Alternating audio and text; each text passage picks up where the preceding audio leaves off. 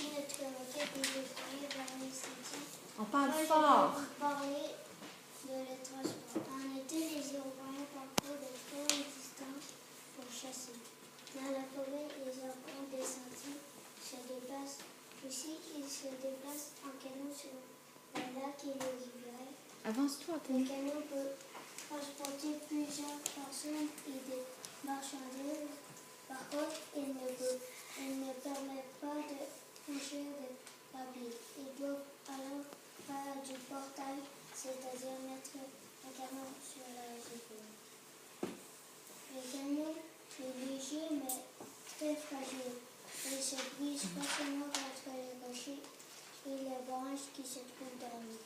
En hiver, la neige rend les déplacements difficiles. Ils utilisent des raquettes pour marcher dans les sentiers. Lorsqu'ils chassent, ils utilisent un toboggan pour transporter leur gibier. Les canots les Iroquois utilisent le bois, l'écorce et les racines et la résine des arbres pour fabriquer les canots. Ils fabriquent les raquettes avec du bois, aussi avec le cœur d'animaux. Merci, Anthony. Je vais vous parler du village. Les Iroquois n'ont pas toutes la même dimension, mais construisent de la même façon. On les appelle les maisons longues, parce qu'ils sont plus longs que larges. Elles peuvent loger de 6 à 10 familles, c'est-à-dire 25 à 60 personnes. Elles mesurent environ 25 mètres de long par 10 mètres de large. Elles sont construites en bois et recouvertes d'écorce. Il n'y a pas de fenêtre dans la maison. Dans le toit, il y a des trous qui servent à laisser la fumée s'échapper. Le village est entouré d'une palissade qui sert à protéger du vent, des animaux et des attaques. Le village est situé près d'un cours d'eau. Les ouvriers ont donc accès à l'eau potable et aux poissons. Ils peuvent se laver, arroser les champs et se déplacer.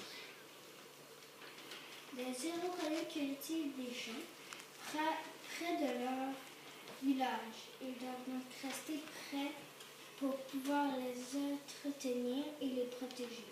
C'est pourquoi on dit qu'ils sont sédentaires. Ils habitent au même endroit plusieurs années. Merci, maman. Je vais vous parler du territoire. Le territoire est couvert de forêts.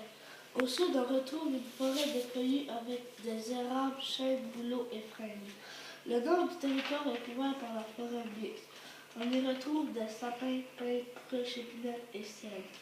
La forêt fournit aux Iroquois les matériaux pour construire leur habitation, les objets comme les canaux. Ces forêts sont remplies de fraises, framboises, mûres et bleuets. Elles contiennent certaines plantes qui servent de médicaments. De nombreux animaux vivent dans ces forêts. Le chevreuil, l'orignal, le castor, le loup, l'ours, etc. Dans les lacs et les rivières, on retrouve la truite, le brochet et le saumon et l'esturgeon. Plusieurs de ces animaux font partie de l'alimentation des Iroquois. Merci. Je vais vous parler de l'alimentation. Les Iroquois dépendent de la nature pour vivre.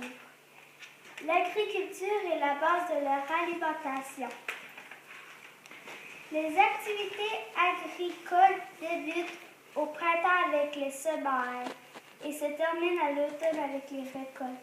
Les semailles, c'est quand on plante les graines, puis les récoltes, c'est quand on prend les légumes.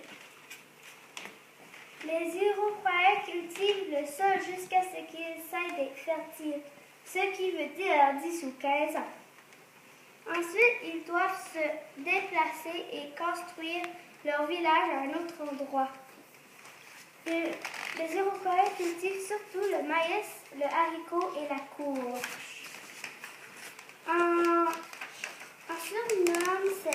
les 3 sœurs.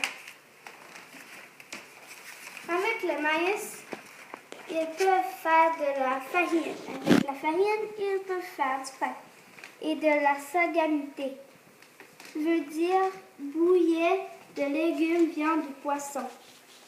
Ils mangent aussi de la viande, du poisson, des petits fruits et des noix.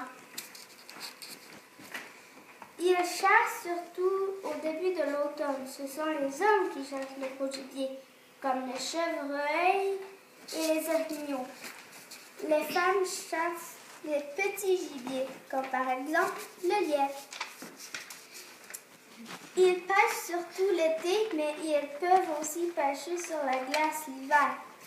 Pour attraper des poissons, ils utilisent des fils, des hameçons et des arpents.